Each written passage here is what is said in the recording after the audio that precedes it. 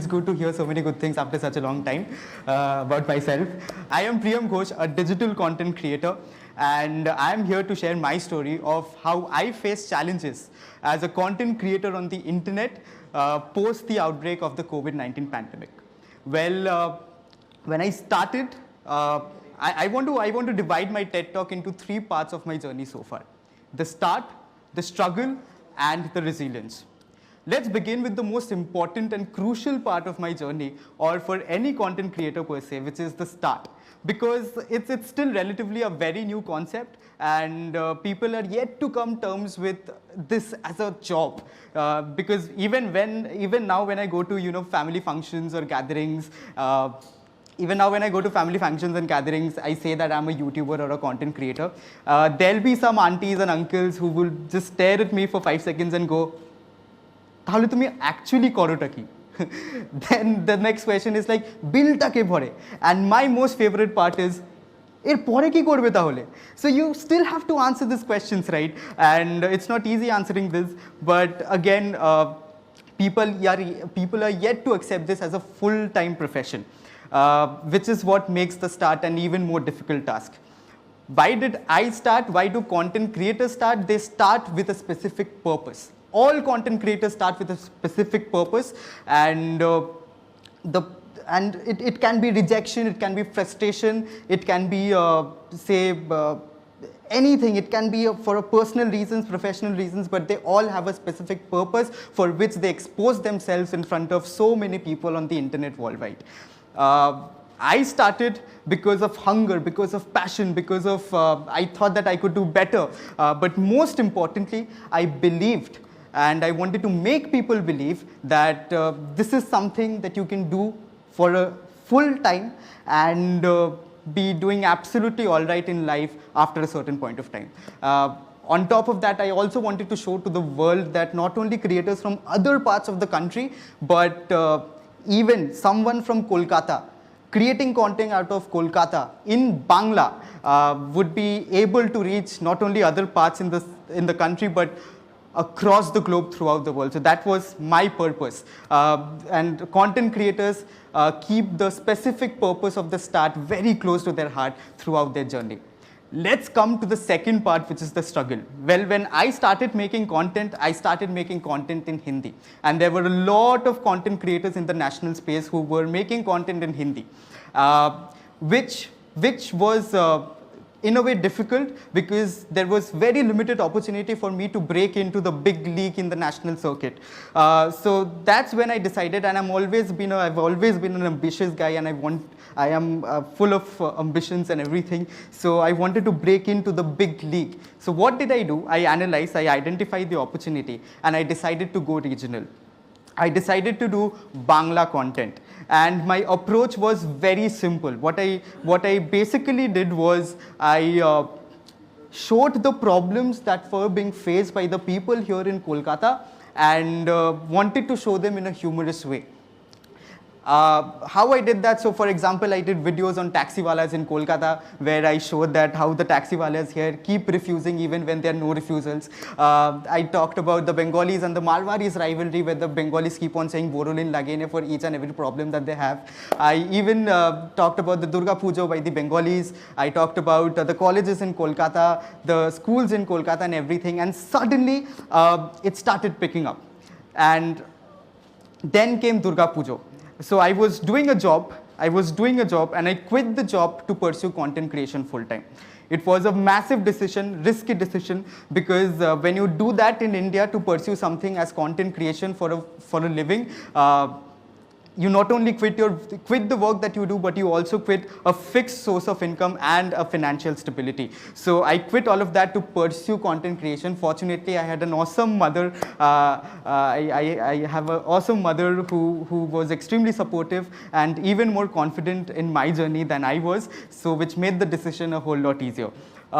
So that's how I came to content creation. The struggle was hard because creating content in Bangla, nobody thought that it would actually materialize in the long run. But what people undermine is the massive audience that the regional market has. And that is something that I wanted to cater to. Coming back to the struggle. When I left the job, it was Durga Puja in Kolkata, and I wanted to capitalize on that. So what I did was I decided to do 10 videos on the 10 days of puja, which meant I would sacrifice the 10 days of my favorite festival, the 10 favorite days of a year in my life. But sometimes you got to take that hard decision in order to, stand out from the crowd. So I did 10 videos on the 10 days of puja, and it went viral, it got shared by a lot of people, and suddenly I got recognized as a creator among the people here in the city, outside the city, and even outside India. And certainly people started looking at me and said, hey, here's a guy who's talking about Kolkata, who is talking about Bengalis, and he's telling that, he's showing that in a humorous way or in an informative way. So why not follow this guy? And that will help us get daily updates about Kolkata and also the Bengalis in general. Let's just follow this guy to know what the Bengalis are up to, what's the scene there in Kolkata. So that's how I made my mark in the circuit here. Everything was going amazing, and then came March 2020 and the pandemic happened. The most terrifying part was that people were dying. It was a disastrous situation for a lot of people across the globe. But if I have to be absolutely honest with you, it was actually a blessing in disguise for us content creators. It was a golden opportunity for us content creators, and I'm going to tell you why. Because people were locked inside their houses. They had nothing to do. They were glued to their phones, tablets, mobiles, laptops, televisions, everything. And all they were doing was consuming content, which is a win-win situation for us. So I tried to capitalize on that situation as well. So I started making one video each for each day of the quarantine, and I was getting all-time high engagement on my page. People were sharing my videos not only on Facebook, but on Instagram, YouTube, and even family WhatsApp groups. It was a crazy situation, and I was enjoying the fact that people were locked inside their houses, because that's like a dream come true for content creators. But what it also brings is online hate, cyberbullying, and online trolling, which makes me come to the last part of my journey, which is resilience. What the lockdown did was it gave immense amount of time to a lot of people. It gave a lot of time to the audience, and that helped them unleash their beast. Some people just unleashed their beast on the social media, because when you have a lot of time, yes, you do try to do things in a productive manner, but when you're absolutely free, have nothing to do, you just take a chance, write a comment full of hate or something of that sort, and post it online without realizing the effect it is going to have on the person that you're speaking against. I was a victim of such online troll, online hate, online cyberbullying, and all of that. And I made content for a month, and post which I couldn't make content for the next 2 months because it affected me here mentally.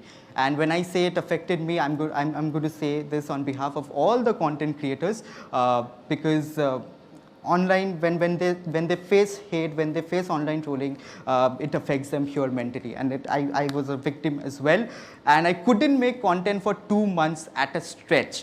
I started regretting my decision of pursuing content creation full time. I thought that I wasn't good enough. I thought that maybe it's time for me to do something else in life. But as content creators, what we often tend to do is, while giving attention to these hundreds of people who are engaged in online trolls, hate, cyberbullying, we often ignore the lakhs and lakhs of people who are supporting us, who are wishing us well and are blessing us for the joy that we spread, the positivity that we shared, and the happiness that we bring in their lives. We often tend to ignore that. And in those 2 months span, I analyzed, I sat down, and I thought that maybe I'm just diverting my attention in the wrong area, in the wrong space. So that's how my fight back story happened or started. I decided to again make videos after 2 months, and everything was normal. everything was normal. When I again started making videos, the same people who were sharing before the time I had stopped making, they were sharing it again. The happiness was getting spread, and again there was a happy atmosphere all of a sudden. And that is what I wanted to tell all of you, that as content creators, it's easy. It's easy to create content and get affected by all the hate that you're facing. So what you're going to do is basically not give up. Keep the hustle on. Yes, you're going to do a video, it's going to flop. You're going to do another video, it's going to flop. You're going to do hundreds of videos and it's going to flop. But the interesting and the most important part is to not give in to the situation. You have to keep the hustle going.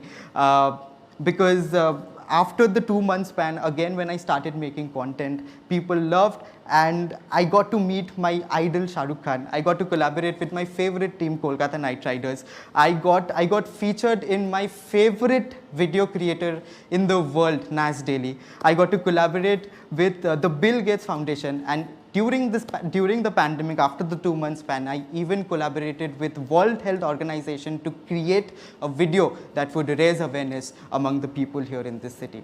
Because that's how simple it is. That's how simple it is. And that's the most beautiful part. That's the most beautiful part of being a content creator on the internet. Even when you're in the lowest low of your life, you're just a video away from experiencing your highest high. So never give up. Just keep on doing what you love doing. People who are there to hate, they are going to keep on hating no matter what you do in life.